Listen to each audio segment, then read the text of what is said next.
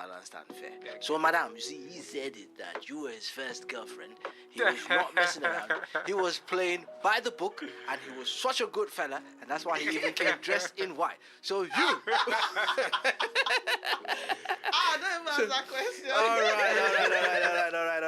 All right. So, Sister Soprano, now tell us your own version of this whole thing up till that time. Bring us up to speed on your own life on that side of the equation up until that time. When you yourself, did you know by that time?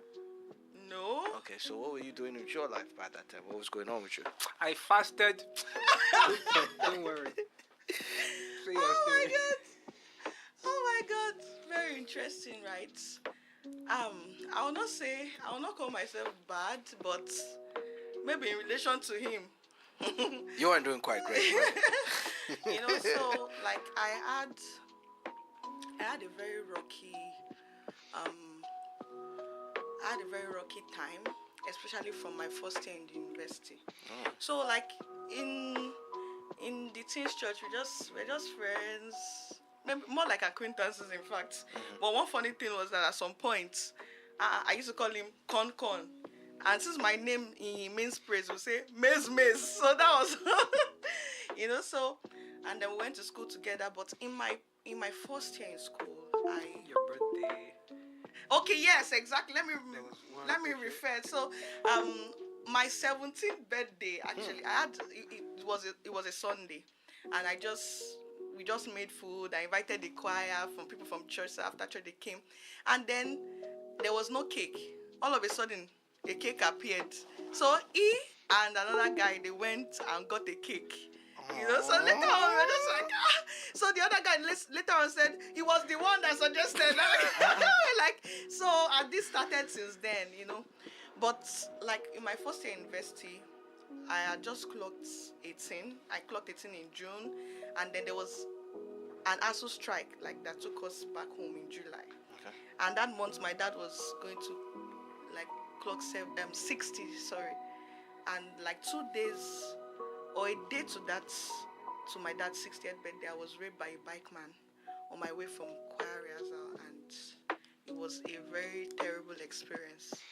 It was like I'd grown up in God. When you are born into the faith, your parents, and of course, as a child, you make mistakes and everything, but that heart for God had always been there. And at that point, it was like the end.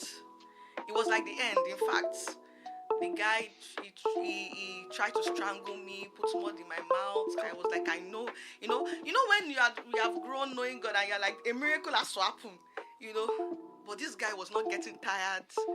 I just tried to cut a long story short. I didn't want to the whole story. Read it in my book. Okay, so this guy was supposed to take my sister and a friend home. There was like traffic, and we got to our junction in Ikorodu at about, I think it was past 10, and of course it was pretty late, but there was no bikeman that was willing to take. Exactly, there was no bikeman that was willing to take us home, and then we finally found one, and it was not like, I'll take 2 people first and come back for the other person. That was how it took 2 people and came back for me.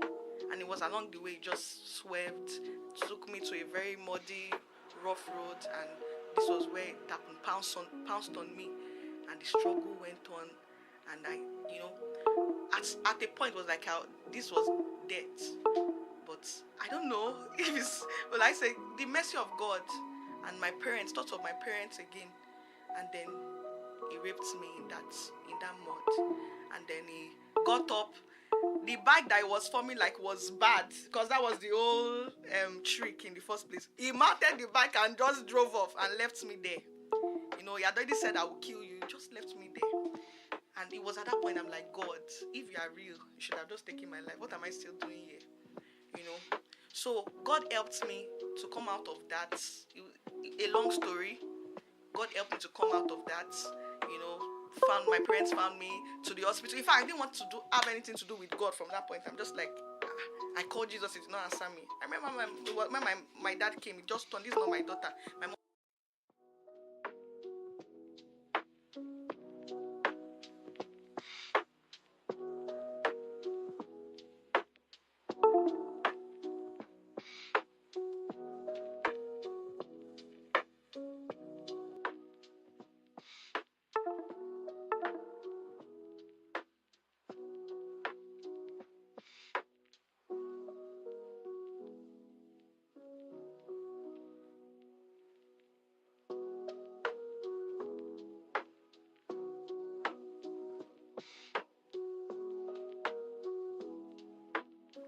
Hello, everyone. Welcome to another episode of our relationship program on the KLS Radio.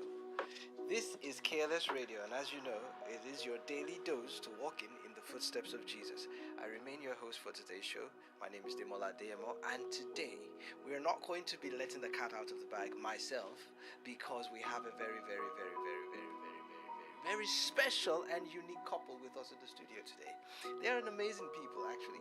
They are that coupley that they actually dressed together, and it seems like they actually wore a uniform. They both came in white. Who does that on a rainy day in Lagos? But these guys did it, and they're just looking so wonderful and just amazing and all of that. And they have that energy that they bring to that studio that makes you want to ask yourself now, wow, they are peppering the single people in the house.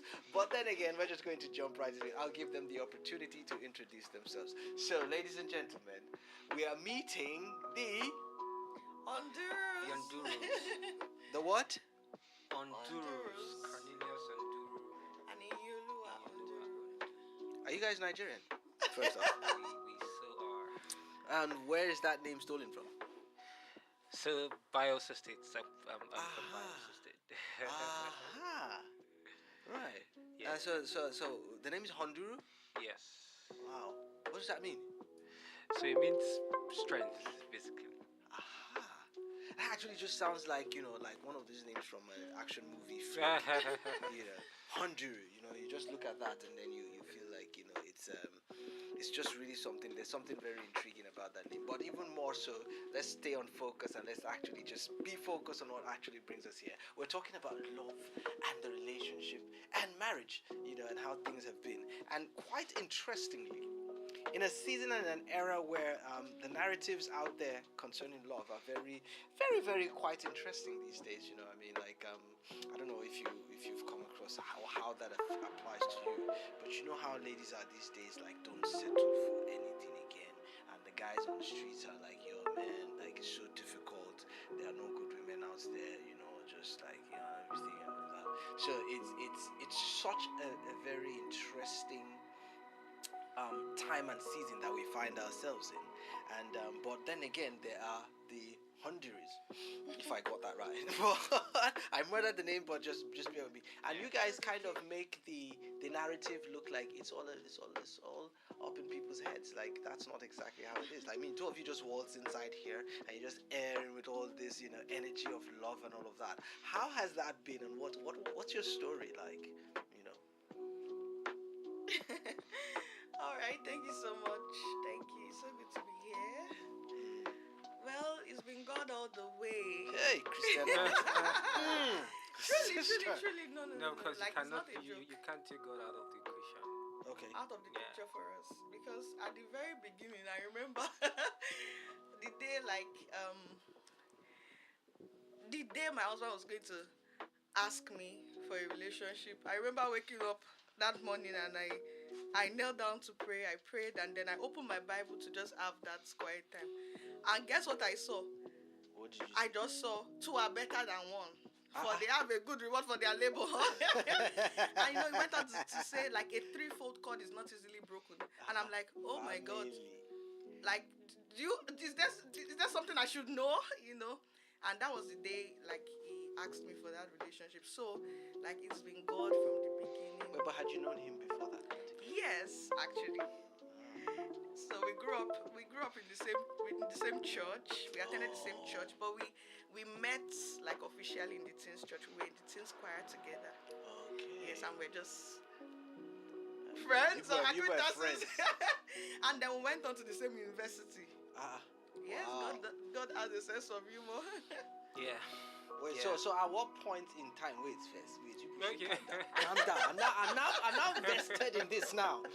So at what point in time, Oga, Yeah. did you decide that it was not choir rehearsals you were going for, but that maybe perhaps you want to see your friend, a little bit? Okay, so funny enough, while in teens church together, even in university, there wasn't really anything, right? There was no spark. I just saw her as one soprano singer who was just, and even in school, I can count the number of times we saw in school. Yes, we hardly saw it. We barely saw in school. Oh wow. Not up to 10 times. 10 times is even too much to have seen in 4 years of study time. We barely saw. And so for me, I say I had the knowing. My final year-ish, third final year-ish. Okay. So one thing that also helped me was that while in school, I served in the ESCO of my fellowship. So Brother, come. one of the prerequisites was that you needed to stay off relationships.